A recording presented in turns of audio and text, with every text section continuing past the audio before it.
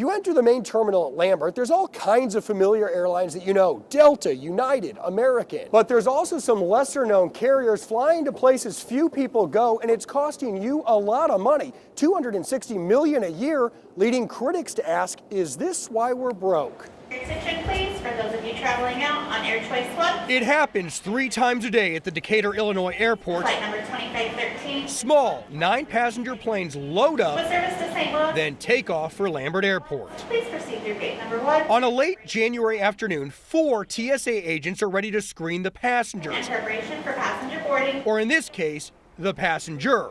Only one person is getting on the plane. Thank you. Decatur is one of the 116 American towns served by what's known as the Essential Air Service Program. The first thing we noticed, the cost of passengers is super cheap.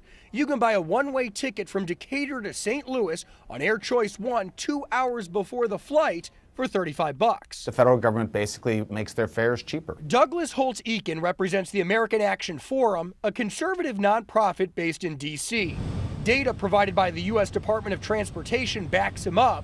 If the flights aren't full, you pick up the tab. What you got is a program which is subsidizing empty aircraft to take off and land. From Decatur, the small planes fly to Lambert and Chicago O'Hare.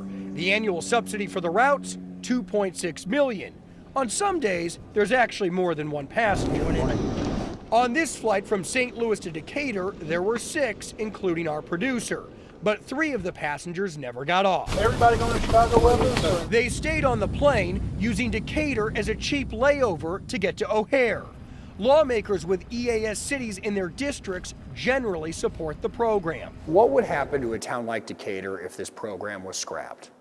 It would be unfortunate. Congressman Rodney Davis says the program is an economic engine for Decatur and other Illinois towns like Marion and Quincy, which cost taxpayers more than $4 million a year to operate.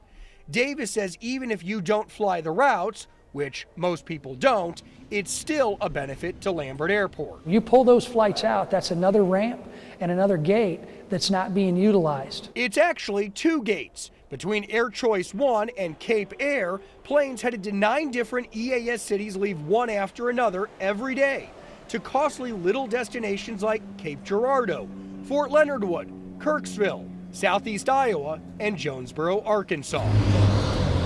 On this December flight to Jonesboro, there were 3 passengers, including our producer. Welcome aboard. That route cost taxpayers just under $2 million a year, and with no shortage of small towns requesting unprofitable air service, expect the cost to grow. Coming soon to the big departure board, 2 places you'll probably never go, Mason City and Fort Dodge, Iowa.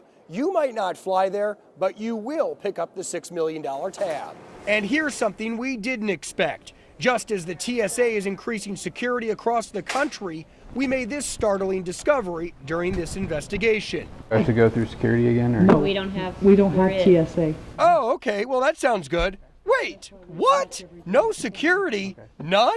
So we spend $250 million a year to subsidize unprofitable airline routes, but we don't spend any money securing the people on the planes? The bizarre reason why, Tuesday at 10. I have to go through security again? Or? No, we don't have TSA. Imagine showing up at the airport and getting on a plane without ever going through security. That is the reality at some small airports and for some passengers landing here at Lambert. The TSA justifies it, saying it's all about risk, but we noticed some things that just don't add up, and at least one airport director agrees. When you board this tiny plane operated by Air Choice 1, you go through normal security just like any other flight when you leave Lambert. Welcome to Jonesboro. Hope you enjoyed the flight. But when you arrive in tiny Jonesboro, Arkansas, the rules change. Passengers bound for Lambert simply show up and get on the plane. Just like our producer who purchased his ticket online for $35, which means this is technically a commercial flight open to anyone. I have to go through security again? Or? No, we don't have TSA. Oh, well that makes things faster. Jonesboro isn't the only small airport without TSA, police, or any form of security. In Hot Springs, Arkansas, their airport boards 3,000 passengers a year, and none of them go through security.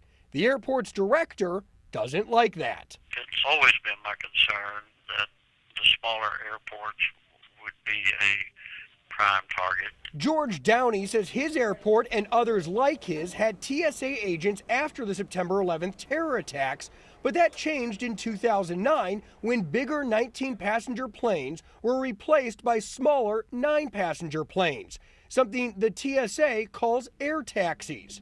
Those same air taxis fly back and forth between St. Louis and Decatur, Illinois. For those of you traveling out on Air Choice 1, But that airport has TSA agents. On a recent January afternoon, we saw 4 of them, even when there was only 1 passenger boarding the plane. We have to have that security, especially when you look at what's been happening globally in the last few weeks. Congressman Rodney Davis represents Decatur. He's also a member of the Aviation Subcommittee. When I told him airports just like Decatur with the same types of planes don't have security, he was surprised. I go through Decatur and we go through TSA security. I'm not aware of any airport that provides EAS service that doesn't have security when it comes to passengers. Our investigation revealed no security at airports stretching from Puerto Rico to Hawaii. At least 13 of them have small passenger planes, but no TSA. Once passengers arrive at Lambert, they board a van, and if they plan to connect to another destination, they must go through screening. But it's not until they arrive at the bigger airport.